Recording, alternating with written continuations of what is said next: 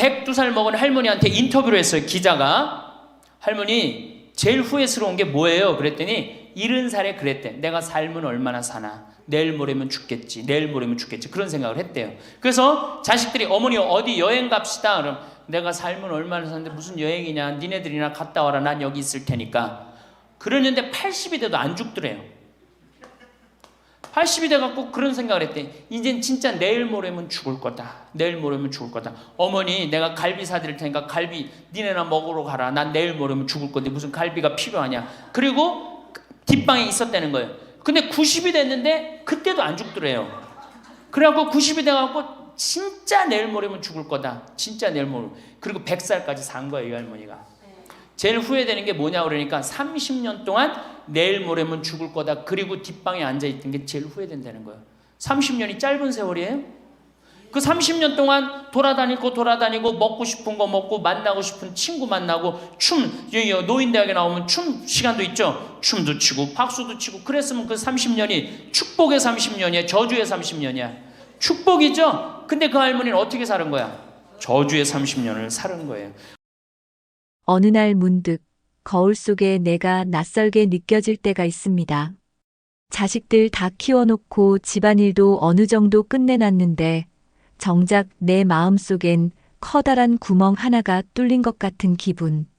느껴보신 적 있으시죠?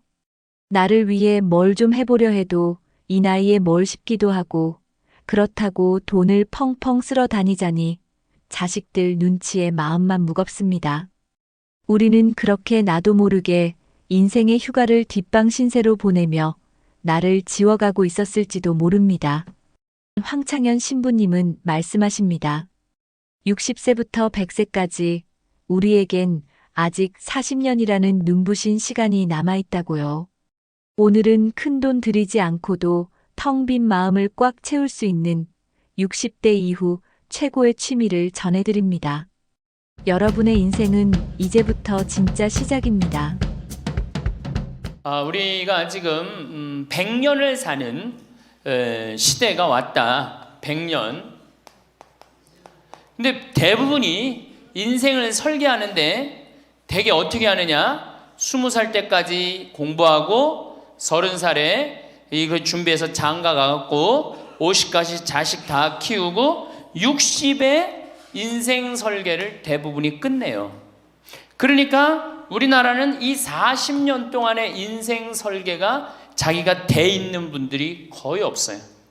40년 동안 내가 우리 말에 이런 게 있지. 노세 젊어 노세 늙어지면 못 노나니. 그런 노래 있죠. 노세 젊어 노세 늙어지면 못 노나니. 이게 1950년대 나온 노래예요. 근데 1950년대 평균 연령이 46세였어요. 그러니까 늙을 때까지 살았어 못 살았어요?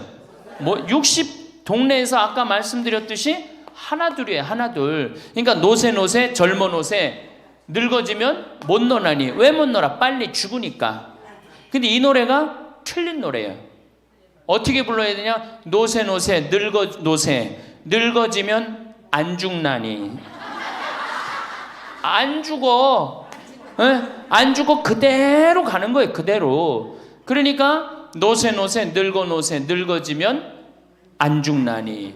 그러니까 이제 우리 할머니들은 자식들도 다 키웠고 노동도 끝났고 내가 말했듯이 할러데이 휴가 받은 거. 인생의 휴가.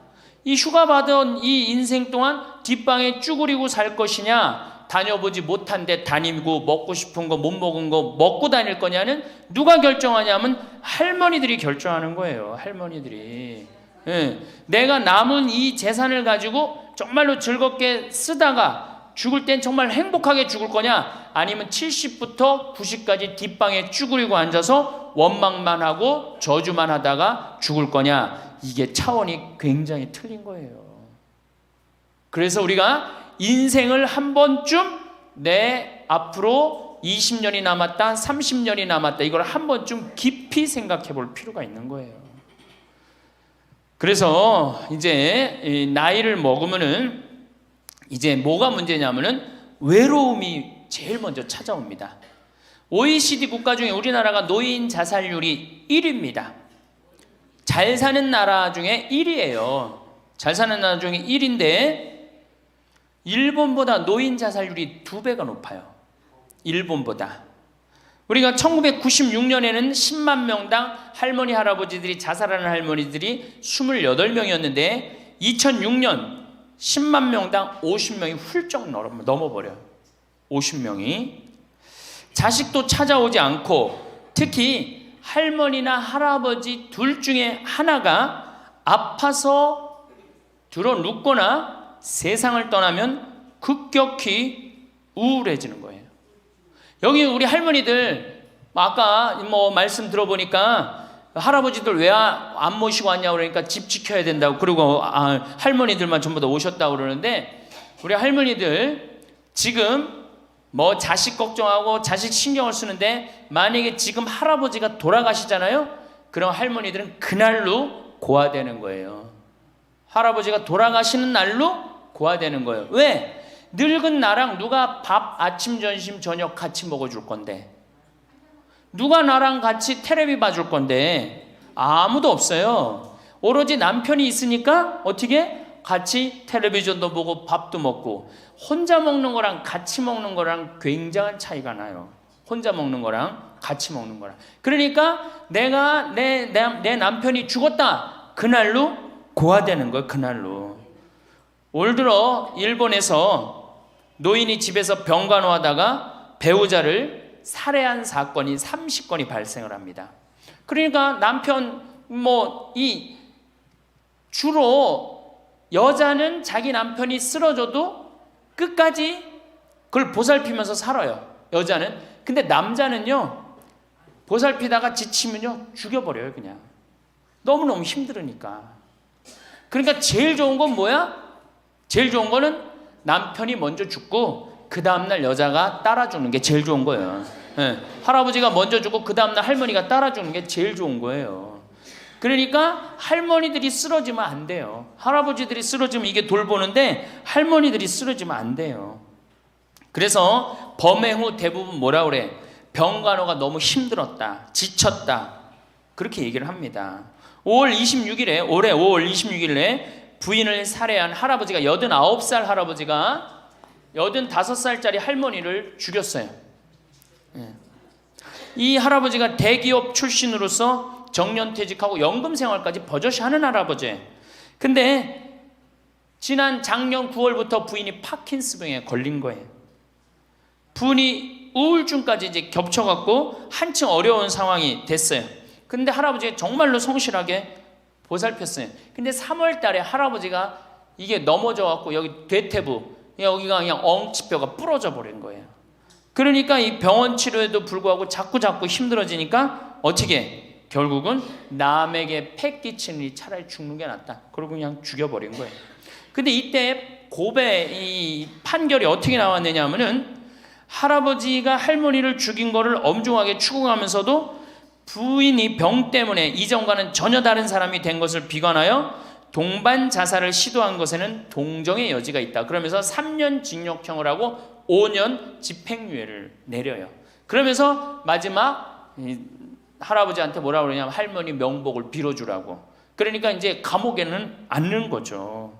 그래서 이제는 정말로 이 노년에 이게 지금 죽느냐 사느냐의 문제야. 외롭고 안 외로우냐의 문제. 이거 외로운 것처럼 무서운 병이 없어요. 제가 여기 생태마을에 혼자 밥 먹잖아요.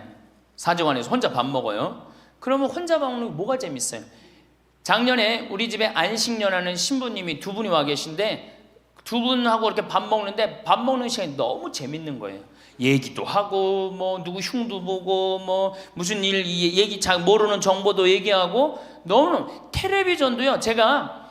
저는 혼자 텔레비전 보면 재밌을 것 같아요? 재미없어요. 나는 우차사나 개그 콘서트를 한 번도 본 적이 없어요. 근데 안식년하는 신부님 오고 난 다음부터 내가 우차사를 1년 내내 봤다니까.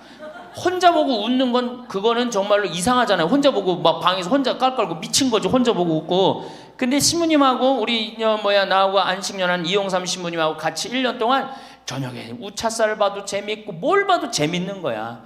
둘이가 그래서 좋은 거예요. 신부 그냥 혼자 밥 세끼 먹고 혼자 저녁에 텔레비전 보고 정말로 그거 쉬운 게 아니거든요. 근데 할머니들은 나는 원래 처음부터 그랬으니까 그걸 어려니 했는데 둘이 텔레비전 보고 둘이 밥 먹다가 어느 날 갑자기 둘 중에 하나가 죽었다. 그럼 그날로 고아되는 거예요. 그 외로운 시간을 자식들이 이해하지 못한단 말이에요. 절대 이해하지 못해요. 그래서 다정하고 와갖고 아침부터 저녁까지 있었던 일을 얘기하겠어요? 뭘 얘기하겠어요? 근데 우리나라는 이 부부가 60 넘은 부부가 애인같이 살아야 되는데 이건 애인같이 사는 게 아니라 왼수같이 살아요. 그래요, 안 그래요? 왜? 우리는 결혼하자마자 어떻게 했어? 자식 키우느냐고 엄마는 정신없이 바쁘고 아빠는 나가서 돈 버느냐고 정신없이 바빴어요. 그래갖고 둘이서 데이트할 기회가 없었어. 데이트할, 연애할 시간이 없었어. 근데 어느 날 갑자기, 그래서 우리나라는 안사람 바깥사람 그랬잖아요. 근데 어느 날 갑자기 바깥사람이 이게 안 죽으면서 당신이 이제 사회에서 필요 없으니까 어떻게 해라, 집으로 가라. 그래갖고 집에 들어가고 안방에 들어와서 안사람이 되는 거예요. 평생 사랑한다는 말 한 번 안 하고 다정하게 뽀뽀 한 번 안 했는데 이게 둘이서 같이 사니 이게 집안이 평화로워요? 안 평화롭지? 그러니까 서양은 20대 만나갖고 안 맞으면 30대 바꾸고 30대 만나갖고 안 맞으면 40대 바꾸고 40대 만나갖고 안 맞으면 50대 바꾼 부부가 50대부터 100살까지 애인같이 산대요. 소중함을 알아서. 근데 우리는 20대부터 50대까지 한 번도 안 바꾸는 거야. 한 번도 안 바꾸고 어느 날 갑자기 바깥에서 전심 저녁 먹고 들어오던 사람을 이게 밥 새끼를 다 차려줘야 되니 이게 쉬워요? 쉽지 않지. 그러니까 왼수라고 그러는 거지. 왼수, 애인이 아니고. 방도 어떻게 써? 아니 늙어서 안 그래도 외로운데 방도 그 아파트에서 둘만 사니까 할머니는 안방에서 자고 할아버지는 뒷방에서 자고 잠도 따로 자고. 이거 뭐 같이 사나 마나야. 사나 마나야. 그 지금 우리 할머니들 보약을 해줘도 누구한테 해주는 게 제일 좋아요? 할아버지한테 해줘야 돼요. 다정하게 해줘야 돼요. 그 있는 것 자체만 해도 얼마나 큰 위안인데요. 제가 87년도에 이 노원에 있는 그러니까 옛날에 이 상계동, 하계동 이렇던데요. 거기 맹인 재활원이 있었어요. 근데 내가 맹인 재활원에 이렇게 거기서 이제 근무를 했었을 때 거기에 부부가 있었는데 남편이 죽었어요. 남편이 죽어갖고 내가 뭐 정말 염도해주고 그냥 성가도 잘 해주고 그랬는데 그 눈이 먼 그 자매가 그 방을 바꿔달라는 거예요. 그래서 왜 바꾸냐 그랬더니 여길 가도 남편 냄새, 저길 가도 남편 냄새. 남편이 너무 그리워서 못 살겠다는 거예요. 그러니까 그냥 지금은 소용이 없는 것 같지. 그렇죠? 빨리 죽었으면 좋겠고 귀찮지. 밥 새끼 해주는 거. 그런데 그 묵뚝뚝한 할아버지가 없으면요 정말로 외로워지는 거예요. 그러니까 할아버지들한테 좀 잘하세요. 자식한테 신경 쓸 거 할아버지한테 한 번만 더 신경 쓰세요. 진짜 지금 중요한 동반자는 누구야? 할아버지들이야. 구박 좀 하지 말고. 노년처럼 축복받은 삶이 어디 있어요? 저는요 여러분들처럼 80까지 사는 게 원이에요. 사는 게 얼마나 좋은데요. 사는 게. 제가 신학생 때 몸이 안 좋았어요. 건강이 안 좋았어요. 우리 뭐 15년 전에 우리 할머니들 나 봤을 때 내가 47kg였어. 47kg. 근데 지금 57kg야. 그러니까 신학생 때 내 이 허리띠가 여기에 정상적으로 있었던 적이 없어요. 여기 앉아있으면 여기 어디가 있고 딴 날은 여기가 있고 허리띠가 제자리를 잡은 적이 한 번도 없어요. 그러니까 내 동창 신부들이 이제 내일 모레 오는 호계동에 우리 최경남 신부하고 작년에 나하고 같이 살던 이용삼 신부가 신학생 때 그랬어요. 너 신부 돼갖고 40살까지 살면 이별 여행 가준다 그랬어요. 40살까지만 살아라 이거지. 그때까지 못 살 줄 알았거든요. 내일 모레 죽을 것 같이 보였거든요. 그래서 40살까지 살면은 큰 컨테이너 트럭 하나 거기다가 먹을 것 침대 다 해갖고 세계 구경시켜주겠다 그랬어요. 근데 내가 신부가 되고부터 건강해지기 시작하는 거예요. 그러더니 그 비산동에서도 좀 건강해졌는데 이제는 여기 이제 평창에 와서 흙집에서 사니까 완전 건강해진 거예요. 그래서 내 목표가 40에서 바뀌었어요. 80으로. 왜? 이게 건강하고 보니까 사는 게 너무너무 좋은 거예요. 밥도 맛있고 정말 매일매일 이렇게 행복할 수가 없어. 이게 오래 사는 건 큰 축복이에요. 할머니 할아버지들 지금 6.25 전쟁 통해 안 죽었지, 교통사고로 안 죽었지, 암으로 안 죽었지, 지금까지 사는 건 하느님의 은총, 축복 아니면 지금까지 못 살아요. 이 좋은 축복의 시간을 어떻게 살아야 돼? 행복하게 살아야 될 거 아니야. 그러니까 이 행복한 방법을 잘 알아야 돼요. 근데 노년에는 스스로 잃어버리는 게 너무 많다고 생각을 해요. 나이를 먹을수록 우리는 더 많은 슬픔을 견뎌야 하고 더 많은 것을 잃는다. 상실은 그야말로 노년의 가장 두드러진 단면이다. 친구들, 친척들, 배우자, 심지어 자녀들이 먼저 갈지도 모른다. 어제 100살 먹은 할머니 얘기를 들어보니까 자식들이 다 먼저 갔다는 거예요. 그러니까 먼저 가는 경우도 있어요. 지금 안 죽으니까. 그럴 때는 그 상실감이 훨씬 더 크다는 거예요. 그러니까 외로움이 점점 나이를 먹으면 먹을수록 증가하는 거죠. 외로움, 고독, 제일 무서운 거예요. 나이 먹어서. 상실은 단순히 죽음만을 뜻하지 않는다. 삶의 모든 측면이 상실의 영향을 받는 듯하다. 상실은 사회적, 경제적인 것에 국한되지 않는다. 그러니까 자꾸 내가 잃어가는 거, 육체적인 상실도 있다. 눈이 침침해지고 독서나 운전이 어려워져서 많은 즐거움을 주었던 활동이 곤란해진다. 노년은 외모에도 영향을 준다. 젊었을 땐 피부도 뽀얗고 정말 얼마나 예뻤어요. 여기 보니까 젊었을 때 한 미모 했을 할머니들이 내가 보니까 굉장히 많어. 그러면 기가 막혔을 텐데 외모에는 상실을 경험한 사람들은 그들의 경험을 다른 사람들과 나눌 수 있어야 한다. 다른 모든 형태의 활동과 마찬가지로 이것도 기도하는 마음으로 겸손하게 해야 한다. 그래서 이 외로움, 상실, 이때 가장 중요한 게 누구냐면 친구라는 거예요.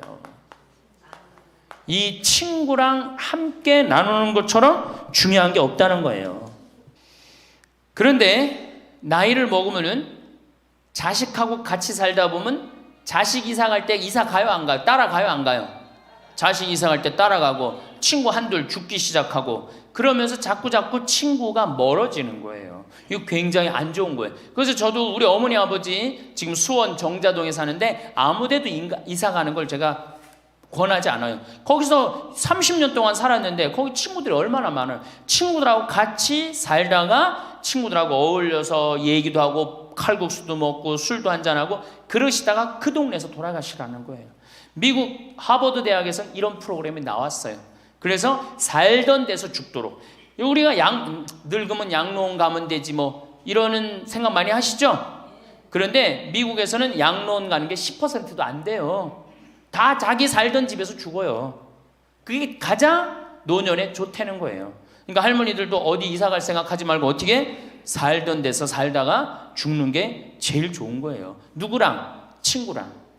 아니 손자가 같이 놀아줘, 아들이 같이 놀아줘. 손자는 학원 다니기 바쁘고 학교 다니기 바쁘고 근데 언제 같이 놀아줘? 그놈의 손자한테 용돈 줄 돈 있으면 그 돈 가지고 친구하고 냉면 사 먹는 게 훨씬 나은 거예요. 정신 똑바로 차려. 지금 막걸리 먹고 해롱해롱 할 때가 아니에요 지금.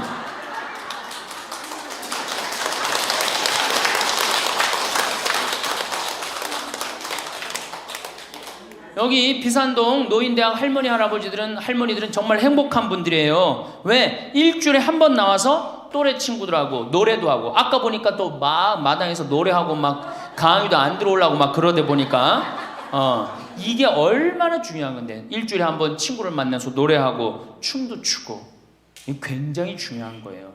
그래서 노인대학 중간에 관두지 마세요. 죽을 때까지 다녀. 죽을 때까지. 그거 가면 밥도 그냥 주잖아.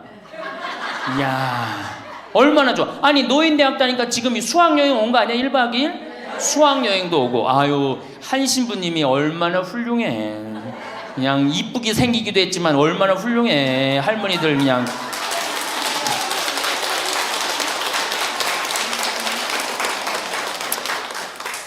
그래서 나는 우리나라 교육제도에 불만이 굉장히 많아요. 왜냐? 초등학교 6년, 중고등학교 6년, 대학교 4년 배워서 60까지 먹고 사는 거예요. 그렇죠? 초등학교 6년, 중고등학교 6년, 대학교 4년 배워서 60까지 울고 먹는 거예요. 그럼 25에서 60까지, 그럼 보통 한 30살 되면은 한 30년 울고 먹고 사는 거예요. 자, 60부터 지금 100살까지 살아. 그럼 몇 년이야? 40년이죠? 이 40년 울고 먹으려면 어떻게 해야 돼? 다시 학교 다녀야 돼요. 배워야 된다는 얘기예요. 그래서 여러분들 지금 대학 다니는 거 아니야? 노인대학? 그렇죠? 그러니까 이 노인대학이 천주교가 제일 잘하는 것 중에 하나가 뭐예요 지금? 노인대학이에요. 정말로 잘하고 있는 거예요. 저는 우리나라 교육제도에 불만이 많은 사람이에요. 초등학교 6년, 중고등학교 6년, 대학교 4년을 배워서 60까지 산다면 60부터 100살까지 살려면 정규 학교가 생겨야 돼. 60부터 3년, 4년제 학교를 다녀야 돼. 그래서 지금 초등학교를 세우는 게 중요한 게 아니라 시니어, 노인 대학을 전부 다 동네마다 학교에 세워갖고 60살 되면은 아예 여기 의무 교육을 해야 돼. 4년 동안 배워갖고 나머지 100년, 40년 살 거를 재산 관리는 어떻게 하고, 건강 관리는 어떻게 하고, 친구 관리는 어떻게 하고, 본인이 이제까지 살아온 그 재능을 어떻게 키워주는 거. 그래서 이 학교 안 나오면 살지 말어, 100살까지. 60살 넘어서 이 학교, 정규 학교 졸업하고 나면은 100살까지 살 자격증을 줘야 돼요. 그럼 모르고 그냥 살면 어떻게 해. 그래서 저는 이 정규학교, 우리나라가 진짜 훌륭한 나라 되려면은 60살 넘어서 동네마다 정규학교 난 세워야 된다고 생각해. 그리고 이 졸업장을 가져야만이 100살까지 살아야 돼요. 지금 한심하게 사는 할머니들 얼마나 많아요. 얼마 전에도 어떤 남편이 굉장히 훌륭한 남편인데 돌아가셨어요. 근데 재산을 확실하게 정리를 못하고 죽은 거예요. 그 할머니 혼자 남았는데 자식이 서로 재산 분가한다고 싸워갖고 재판에 걸어갖고 할머니가 여기 가서 재판정에 서고 저기 가서 재판정에 서고. 이게 학교를 졸업하지 못해서 그래. 이 정규 학교를. 우리나라가 이 정규 학교가 없어서 그래요. 그러니까 우리 할머니들은 이 학교를 다녀야 되는데 우리나라 지금 교육제도가 지금 안 하고 있잖아. 그러니까 안 하니까 성당의 정규 학교라도 다 노인대학 다니라 이거예요. 절대 관두지 마세요.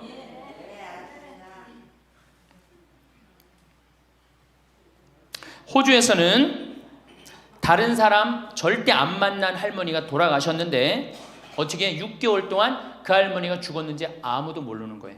그래갖고 6개월 동안 냄새가 하도 나서 보니까 죽은 지 6개월 돼서 그때 발견한 거예요. 자식들도 뻐젓이 다 있는데 자식이 있어도 부모 6개월, 1년 안 차가는 자식 많아요. 앞으로 여러분들도 그럴 거예요. 여러분들도. 진짜 중요한 건 누구야? 친구야, 친구. 여기 노인대학에 같은 반에 친구가 안 나오면 전화로도 한 통 해볼 거 아니야. 그럼 죽었는지 살았는지 꼴가닥 죽었는지 어떻게 했는지 알 거 아니에요.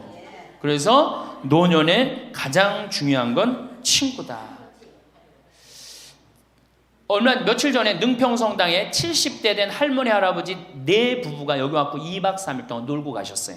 네 부부가 바나 다 갖고 오고 쌀, 반찬 다 갖고 왔어. 그럼 비싸지도 않지. 하루에 뭐 잠자는 거 하면 4만 원, 5만 원이면 되니까 그 4일 동안 여기 와갖고 얼마나 근사하게 놀고 갔는지 몰라요. 그러니까 가능한 한 집에서 자주 벼야 돼, 집을.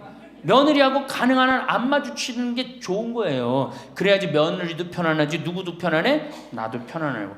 뒷방에서 쭈그리고 앉아있으면 알아주는 사람 아무도 없다 이거예요. 아무도 없어요. 그래서 뒷방에서 쭈그리고 앉아갖고 방 출입하지 않으면은요, 그렇게 뒷방에 깜깜하게 있으나 관 속에 깜깜하게 있으나 똑같은 거예요. 살아도 살아있는 게 아니란 말이에요.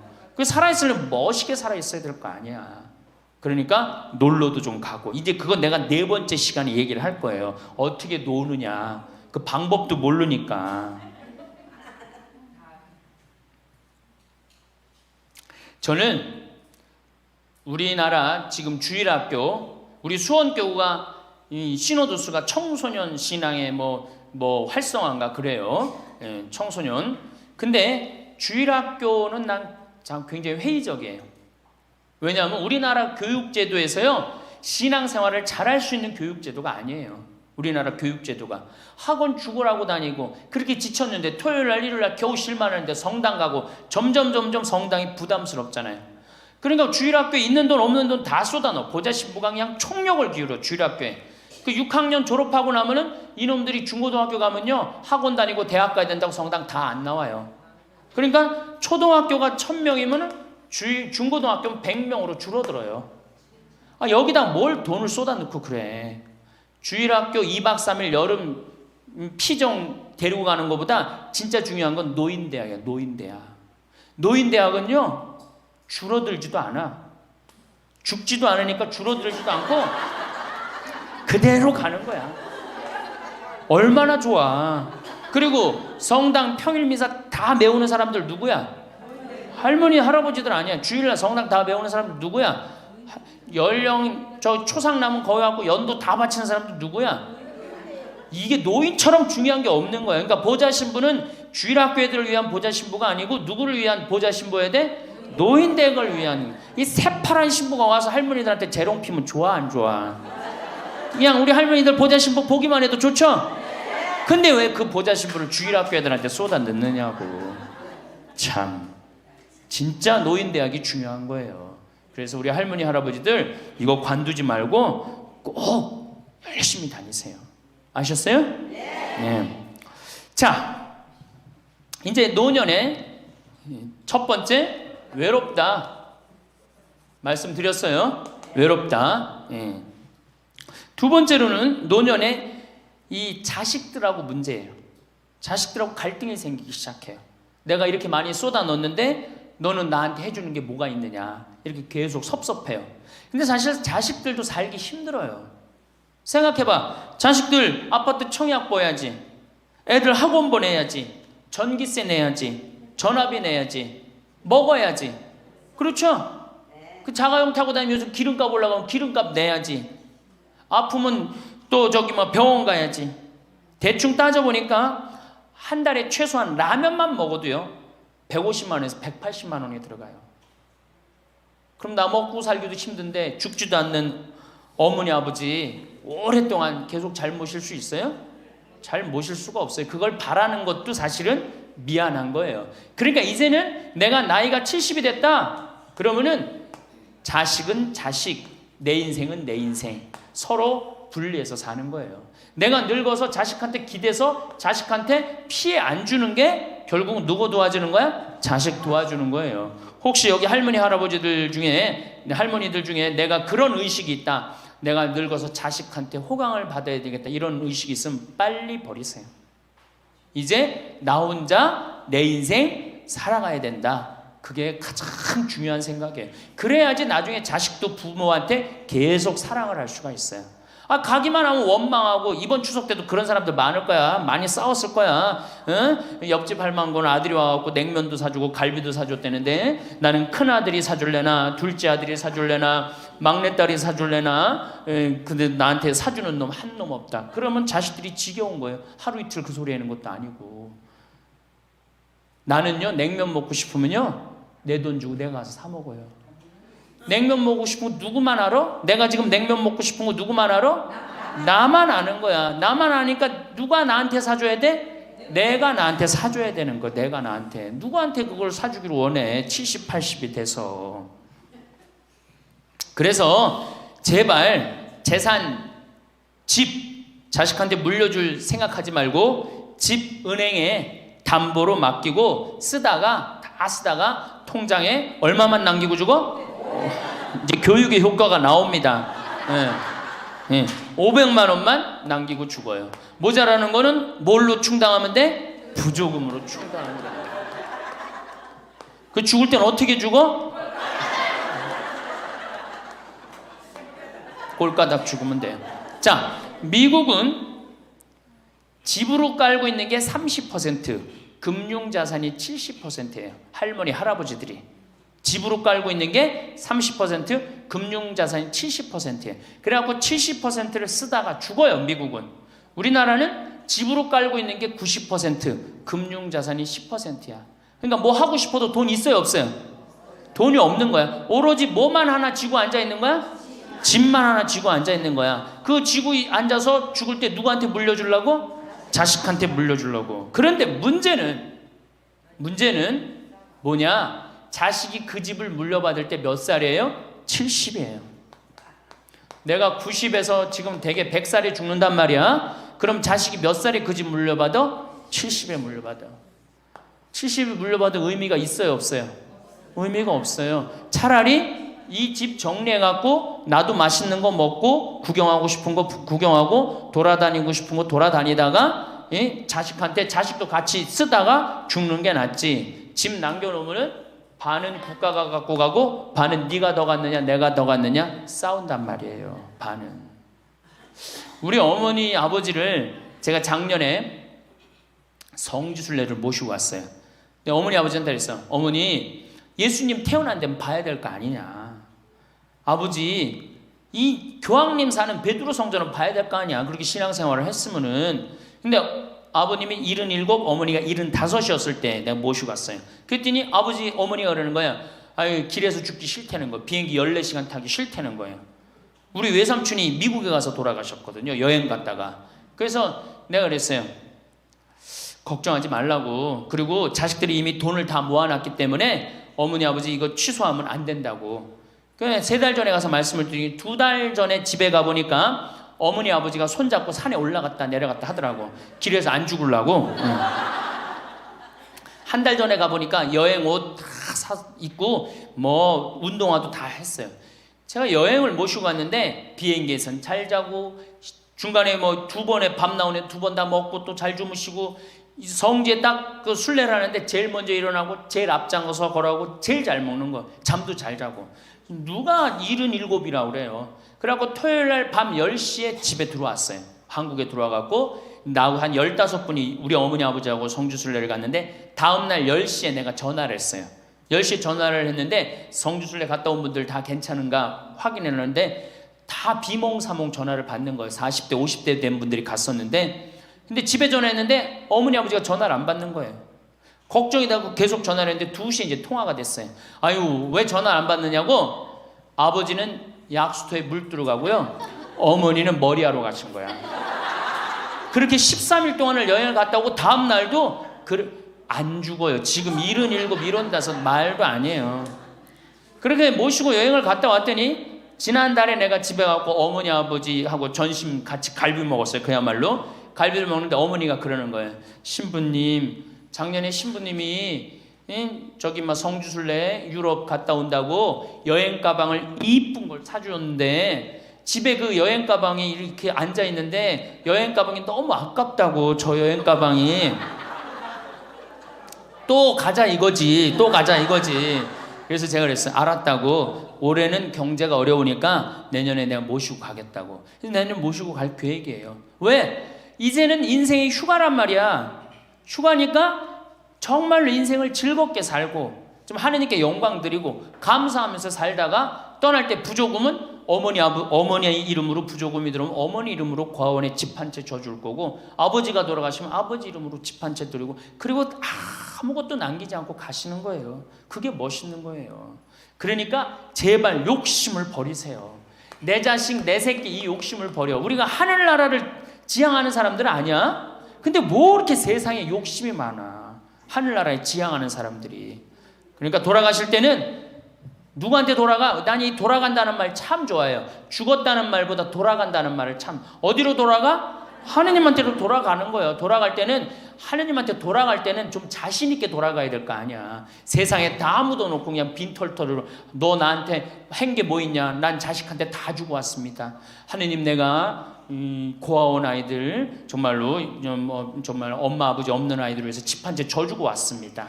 나보다 훨씬 더 불쌍한 할머니 할아버지들 위해서 집 한 채 져주고 왔습니다. 이게 나요? 내가 자식한테 물려주는데 국가가 반 갖고 가고 자식이 갖고 싸웁니다. 지금 이게 나요? 어느 게 나요? 이렇게 얘기해도 집에 가보면은 말짱 노름목이에요. 자, 그래서 우리 할머니들 제발 내가 자식한테 집 물려준다는 생각하지 말고 그거 아까 조사해보니까 4억에서 5억 정도 한다며요. 내일 집에 돌아가면 바로 은행에 가세요. 응? 그래갖고 바로 은행에 잡혀갖고 한 달에 2억이면 20년 쓸 수 있어요. 한 달에 200만 원. 그러니까 100만 원씩. 한 달에 100만 원이면 쓸만해 안 쓸만해요? 쓸만하죠? 예, 그건 뭐 내가 이제 다음 시간에 말씀을 드릴 거예요. 자, 외롭고 친구가 없고 그 다음에 자식하고 관계가 안 좋아져요. 그 다음에 나이를 먹으면은 몸이 여기저기에 아파요. 잘생기고 이뻤던 얼굴에 검버섯이 피죠. 그렇죠? 곱고 이뻤던 얼굴이 쭈글쭈글해지고, 그렇죠? 예. 당뇨병이 생겨서 기력도 빠지고, 관절염이 생겨서 무릎도 아프고, 골다공증이 생겨서 넘어지기만 해도 뼈가 부러지고, 심장병도 생기고, 또 치매까지 걸리면 자식인지 누군지 구분도 못하고, 예? 여기가 하늘인지 땅인지 예? 그것도 구분 못하고, 고혈압으로 쓰러져 갖고 다리 한쪽 질질 끌고 다니고, 이런 그런 거를 주위에서 자꾸 보면 자꾸 자신감이 있어요 없어요? 없죠? 그런데 이런 사람들은 극히 드물다는 거예요.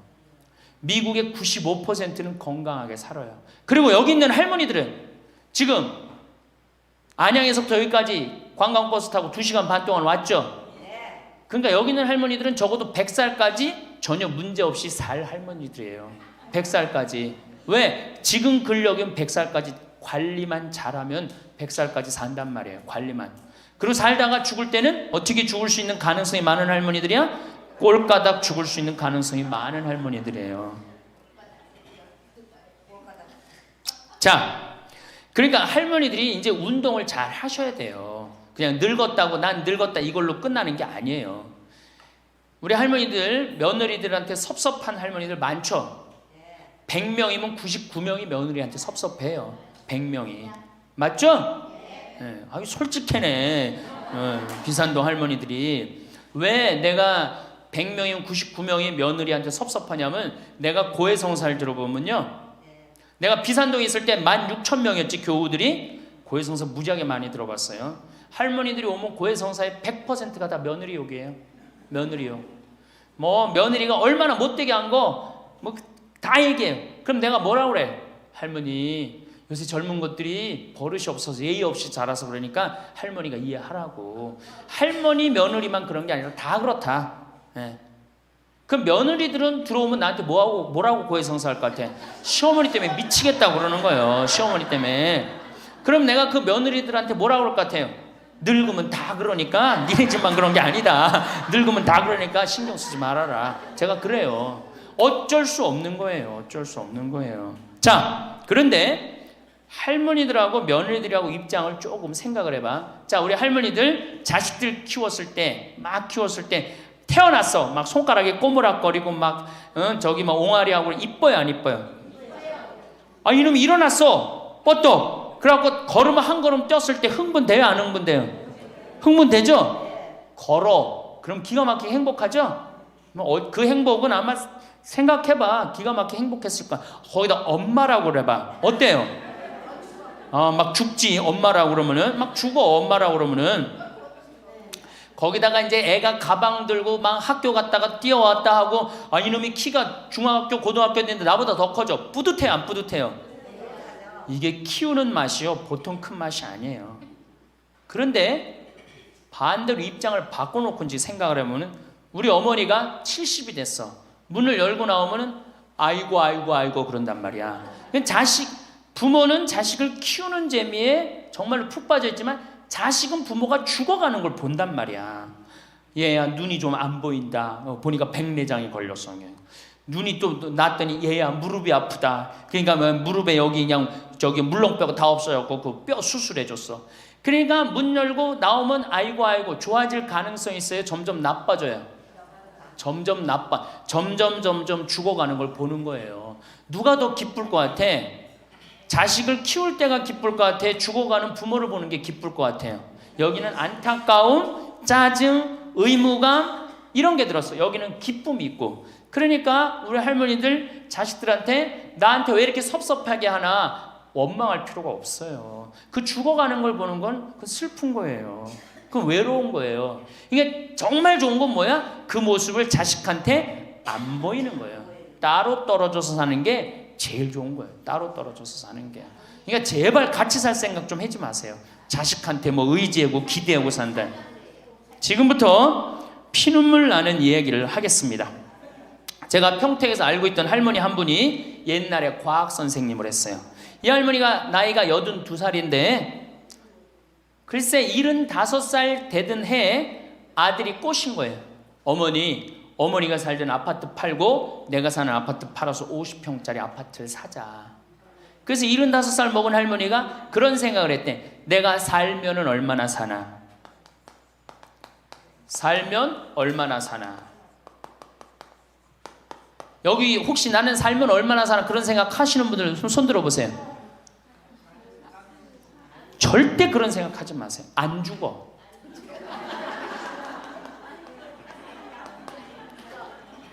얼마 전에 102살 먹은 할머니한테 인터뷰를 했어요. 기자가.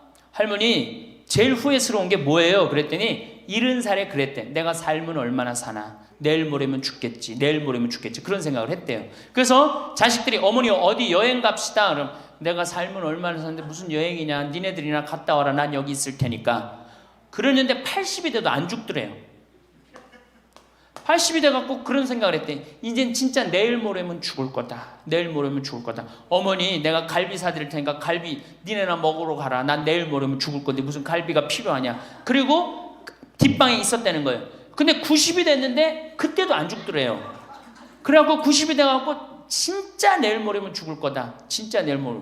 그리고 100살까지 산 거예요. 이 할머니가. 제일 후회되는 게 뭐냐 그러니까 30년 동안 내일 모레면 죽을 거다. 그리고 뒷방에 앉아있던 게 제일 후회된다는 거예요. 30년이 짧은 세월이에요. 그 30년 동안 돌아다니고 먹고 싶은 거 먹고 만나고 싶은 친구 만나고 노인대학에 나오면 춤 시간도 있죠. 춤도 치고 박수도 치고 그랬으면 그 30년이 축복의 30년이야. 저주의 30년이야. 축복이죠. 근데 그 할머니는 어떻게 사는 거야? 저주의 30년을 사는 거예요. 어쨌든 이 할머니가 내가 살면 얼마나 사나 손자 얼굴이나 보고 자식이나 밥이나 먹고 같이 살아야 되겠다. 그리고 그 집을 팔아갖고 아들 이름으로 다 해주고 들어온 거예요. 들어오는 순간 자식하고 살아요? 누구하고 살아요? 며느리하고 살죠. 며느리가 그동안 시어머니하고 안 살았는데 학교 선생님을 했으니 얼마나 꼬장꼬장해요. 챙견을 얼마나 하겠어. 이거 챙견 저거 챙견. 그래 며느리 미쳐 안 미쳐? 미치죠. 며느리 성당도 나가기 싫은 거. 시어머니 열심히 나가는 성당. 그러니까 어떻게 성당 안 나가는데 성당 안 나간다고 또 욕하고. 그러니까 점점 원수가 되는 거예요.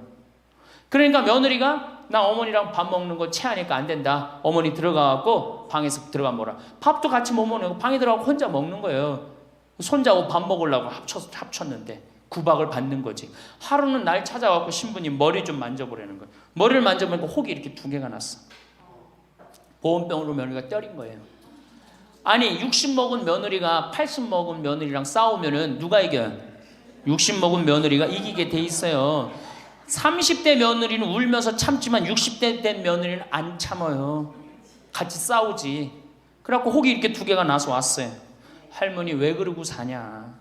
나하고 저 소송 걸자. 그럼 지금 아파트가 8억이니까 할머니 25평 그쪽 25평이니까 4억이니까 할머니 4억 찾아갖고 우리 집에 오면은 내가 죽을 때까지 평창에서 모시고 살겠다. 4억이면 그래 82이니까 100살까지면 4억이면 살거든요. 그래 살자. 그래갖고 나하고 고소장을 다 썼어요. 학교 선생님이라 얼마나 잘 썼는지 몰라. 그래갖고 재판 날짜를 이제 잡아갖고 변호사 다 해갖고 보냈어. 재판이 지나고 났는데 일주일이 돼도 안 나타나고 2주일이 돼도 안 나타나는 거야. 한 달 만에 성당에 나타났어. 제가 할머니 어떻게 된 거냐 그랬더니 재판하는 날 아들이 무릎 꿇고 어머니 재판 취하해 좀 내가 잘 모시겠다고. 그래서 취하를 했다는 거예요. 그게 취하를 한 거. 그래 할머니 그럼 나한테 뭐야 나를 나쁜 놈으로 만들었느냐. 자식 욕하고 며느리 욕하게 만들었느냐. 신부님 자식이 이기는 부모 어디 있느냐고. 자식이 잘하겠다는데 어떻게 내가 그거를 우기느냐고. 이미 80 넘어서 자식 아니에요. 왼수예요 왼수. 그래갖고 할머니 이제 자식한테 맞고 살던 나한테 찾아오지 말아라. 3달 됐는데 새벽에 전화가 왔어. 신부님 저 마리아예요. 그래서 어떻게 된 거냐 할머니 왜 성당에 요새 안 나타나느냐 그랬더니 그 집에 사는 게 너무 괴로워서 스스로 전라도에 있는 양론에 들어간 거예요. 자식한테 재산을 주면 3가지를 잃어버려요. 첫 번째, 자식을 잃어버려요. 두 번째, 본인의 인생을 잃어버려요. 세 번째, 재산을 잃어버려요. 그러니까 우리 할머니들은 자식도 안 잃어버리고 인생도 안 잃어버리고 재산도 안 잃어버리려면 어떻게 해야 돼? 자식하고 따로 내가 가지고 있는 은행에 가서 담보로 넣고 그거 쓰다가 다 쓰다가 죽는 게 제일 좋은 거예요. 자식한테 피해 안 주고. 그러면은 신부님 나 늙어서 죽을 때 어떻게 해? 늙으면은 남들이 알아서 해주겠지 이런 생각한단 말이야. 그래서 내가 항상 하는 얘기가 거지 근성을 버려라.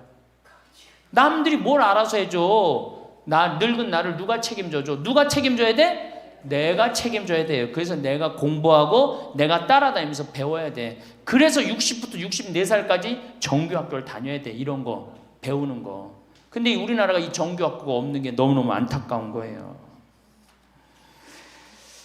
자, 그러면은 지금 시간이 없으니까 내가 아까 아주 얘기하던 거. 자, 그러면 자식들한테 어떻게 서름을 받느냐? 처음에는 무관심해요. 늙은 부모한테 무관심해. 밥을 먹거나 말거나 전심을 뭘 먹었는지 반찬을 뭘 먹었는지 우리 어머니가 노인정을 어디 나가는지 몰라. 무관심이야. 무관심.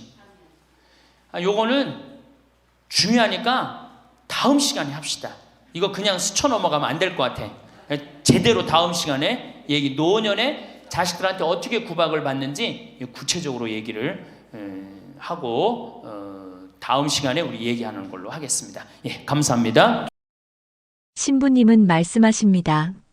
죽을 때 가져갈 수 있는 건 재산이 아니라 내가 얼마나 기쁘게 살았는지에 대한 기억뿐이라고요. 자식에게 헌신하고 남의 눈치 보느라 정작 5억짜리 내 몸을 소홀히 대접하진 않았나요? 진짜 최고의 취미는 대단한 게 아닙니다.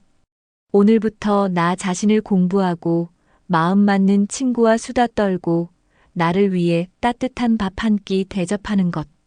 거기서부터 진짜 행복은 시작됩니다. 이제 행복을 내일로 미루지 마세요. 여러분은 충분히 그럴 자격이 있습니다. 오늘도 당신의 찬란한 휴가를 진심으로 응원합니다. 은퇴하고 나서 매일 아침 눈을 뜨면 막막합니다. 할 일이 없습니다. TV 리모컨을 들고 채널을 돌리다가 스마트폰을 만지작거리다가 그렇게 하루가 갑니다. 어제도 그랬고 오늘도 그렇고 내일도 똑같을 겁니다. 40년 가까이 일하면서 은퇴하면 쉬어야지라고 생각했는데 막상 아무것도 안 하니까 몸도 마음도 점점 무너집니다. 병원 가는 날만 기다리고 자식들 전화만 기다리고 그렇게 시간만 보내고 있습니다. 이게 내가 꿈꾸던 노후였을까요? 분명 아닙니다. 대한민국 60대의 83%가 은퇴 후 우울감을 경험합니다. 그중 절반 이상이 무기력증에 시달립니다. 왜 이런 일이 벌어질까요? 평생 일만 하다가 갑자기 멈추니까 정체성이 사라집니다. 나는 누구인가라는 질문에 답할 수 없게 됩니다. 회사 부장이었던 사람, 가게 사장이었던 사람, 공무원이었던 사람, 그 모든 타이틀이 한순간에 증발합니다. 남는 건 그냥 노인이라는 꼬리표뿐입니다. 아침에 일어나도 갈 곳이 없습니다. 출근할 직장도 없고, 만날 동료도 없고, 해야 할 업무도 없습니다. 처음 몇 달은 좋습니다. 드디어 쉰다는 해방감이 있습니다. 그런데 석 달, 6달 지나면 달라집니다. 쉬는 게 아니라 그냥 시간을 죽이고 있다는 걸 깨닫습니다. 몸은 멀쩡한데 할 일이 없으니까 오히려 더 빨리 늙어갑니다. 근육은 줄어들고 기억력은 떨어지고 의욕은 바닥을 칩니다. 배우자와의 관계도 틀어집니다. 평생 밖에서 일하던 사람이 갑자기 집에만 있으니까 서로 부딪힙니다. 아내는 자기만의 생활 패턴이 있었는데 남편이 하루 종일 집에 있으니까 답답합니다. 남편은 할 일이 없어서 아내한테 이것저것 간섭합니다. 황혼이혼이라는 말이 괜히 나온 게 아닙니다. 은퇴 후 5년 안에 이혼하는 부부가 매년 늘어나고 있습니다. 자식들한테 연락하고 싶어도 눈치가 보입니다. 바쁘게 사는데 괜히 전화했다가 귀찮게 하는 건 아닐까 걱정됩니다. 손주들 보고 싶어도 며느리, 사위 눈치를 봐야 합니다. 친구들은 어떻습니까? 은퇴하고 나니까 만날 친구도 줄어듭니다. 다들 자기 생활이 있고 건강이 안 좋아지면서 자연스럽게 연락이 끊깁니다. 결국 혼자 남습니다. 이런 상황에서 많은 분들이 선택하는 게 있습니다. 술입니다. 낮부터 소주 한 병씩 마시기 시작합니다. 심심하니까, 외로우니까, 불안하니까 술로 달랩니다. 아니면 도박입니다. 고스톱이나 화투로 시간을 죽입니다. 돈을 따고 잃는 게 목적이 아니라 그냥 시간이 빨리 가기를 바랍니다. 아니면 스마트폰에 빠집니다. 유튜브 짧은 영상을 하루 종일 봅니다. 뭔가 하는 것 같지만 사실 아무것도 안 하는 겁니다. 이런 생활이 1년, 2년, 3년 계속되면 어떻게 될까요? 치매 위험이 급격히 올라갑니다. 뇌를 쓰지 않으니까 퇴화됩니다. 근육량이 줄어들면서 낙상 위험이 커집니다. 한번 넘어지면 골절되고 병원 신세를 지고 거동이 불편해지고 그렇게 악순환이 시작됩니다. 우울증은 깊어지고 대인 기피증이 생기고 사회와 완전히 단절됩니다. 이게 바로 노후를 망치는 최악의 시나리오입니다. 그런데 같은 나이, 같은 상황에서도 완전히 다른 삶을 사는 분들이 있습니다.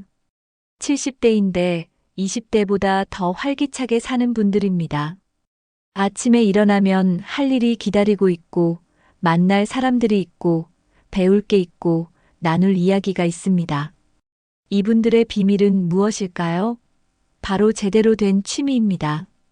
취미라고 하면 가볍게 생각하는 분들이 많습니다.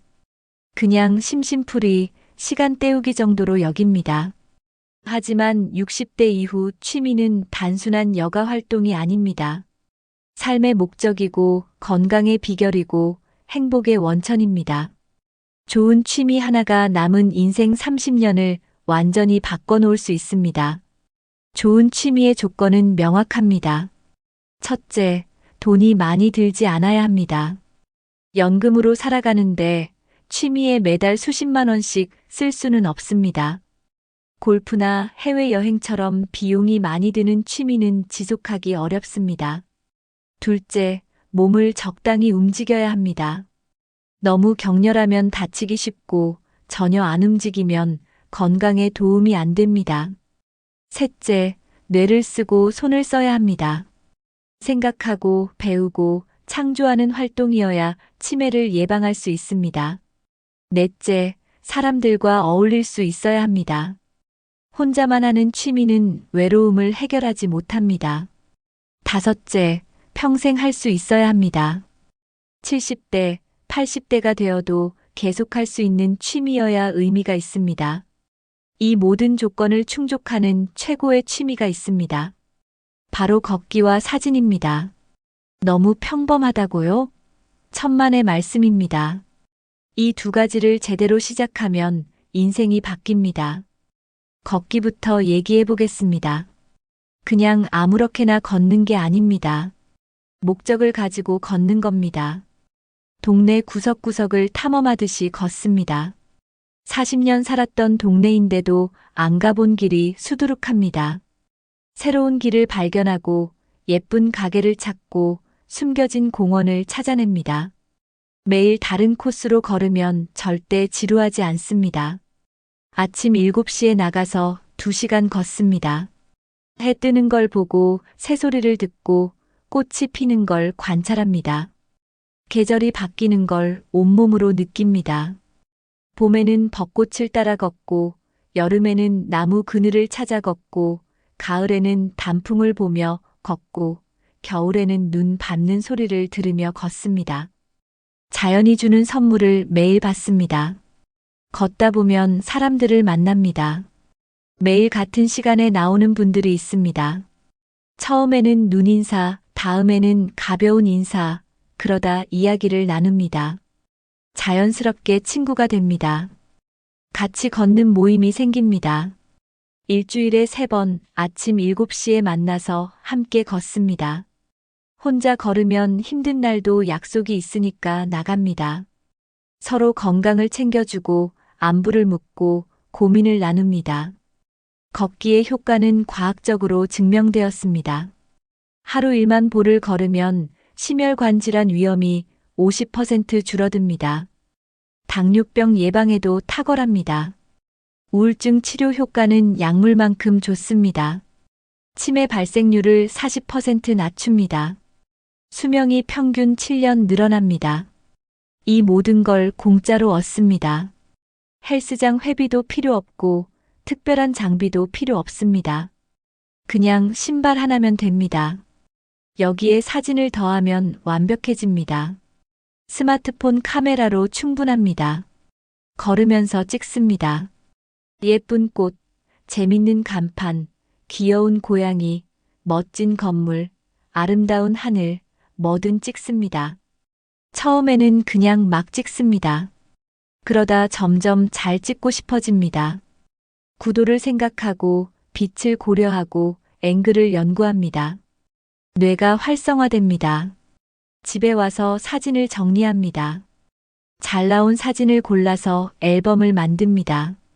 계절별로, 주제별로 분류합니다. 같은 장소를 다른 계절에 찍어서 비교합니다. 1년 동네 사진 프로젝트를 합니다. 365일 동안 매일 우리 동네 사진을 찍습니다. 1년 뒤에 보면 감동입니다.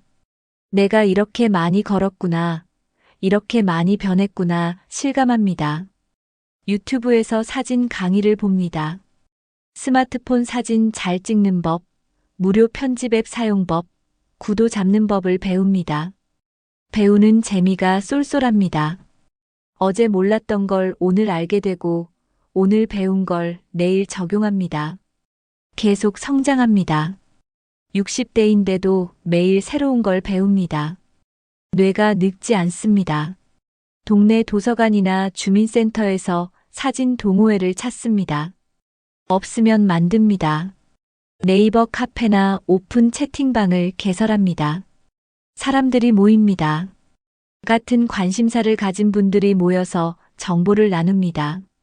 좋은 촬영 장소를 공유하고 서로 사진을 보여주고 피드백을 줍니다. 한 달에 한 번 출사를 갑니다. 다 같이 모여서 좋은 장소에 가서 사진을 찍습니다. 서울 근교 명소, 계절 명소를 찾아갑니다. 버스나 전철을 타고 갑니다.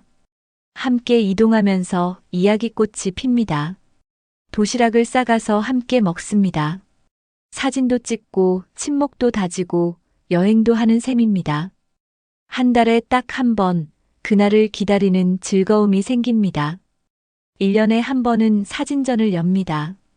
동네 카페나 도서관 전시 공간을 빌립니다. 1년 동안 찍은 사진 중에서 베스트 20장을 골라서 전시합니다. 가족들을 초대하고 친구들을 부르고 동호회 회원들끼리 보러 갑니다. 내 사진이 액자에 걸려 있는 걸 보는 순간 가슴이 벅차오릅니다. 나도 뭔가 해낸 거구나 실감합니다. 자식들한테 사진을 보냅니다. 카톡으로 오늘 찍은 예쁜 사진을 보냅니다. 아들, 딸이 좋아합니다. 우와, 아빠, 사진 진짜 잘 찍으셨네요. 칭찬합니다. 손주들도 좋아합니다. 할아버지 작가 같아요. 말합니다. 대화거리가 생깁니다. 예전에는 밥 먹었니? 건강 챙겨라 이런 말밖에 못했는데 이제는 사진 이야기를 합니다. 관계가 풍성해집니다. 인스타그램을 시작합니다. 처음에는 어렵습니다. 하지만 유튜브 보면서 배웁니다. 계정 만들고 사진 올리고 해시태그 다는 법을 익힙니다. 매일 한 장씩 올립니다. 팔로워가 생깁니다. 처음에는 10명, 100명, 점점 늘어납니다. 외국 사람들도 좋아요를 누릅니다.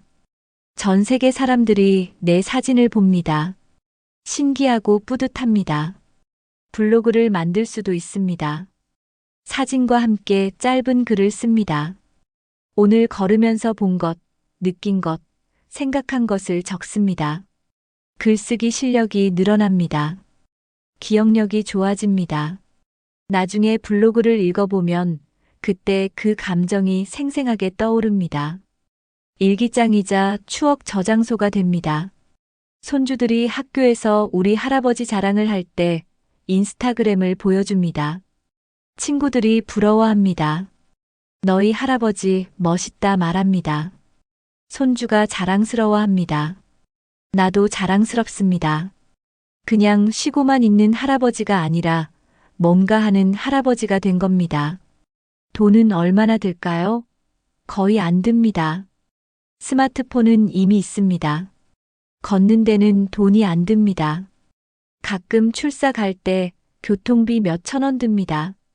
1년에 사진 인화해서 전시할 때 10만 원 정도 듭니다. 이게 전부입니다. 월 1만 원도 안 씁니다. 골프는 한 번에 10만 원씩 듭니다. 낚시도 장비 사면 수백만 원 듭니다. 여행은 한 번에 수십만 원씩 듭니다. 하지만 걷기와 사진은 거의 공짜입니다.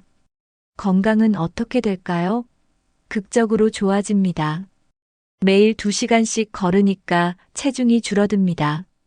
혈압이 정상으로 돌아옵니다. 혈당 수치가 개선됩니다. 병원 가는 횟수가 줄어듭니다. 약을 끊는 분들도 있습니다. 의사 선생님이 놀랍니다. 무슨 운동을 하셨어요?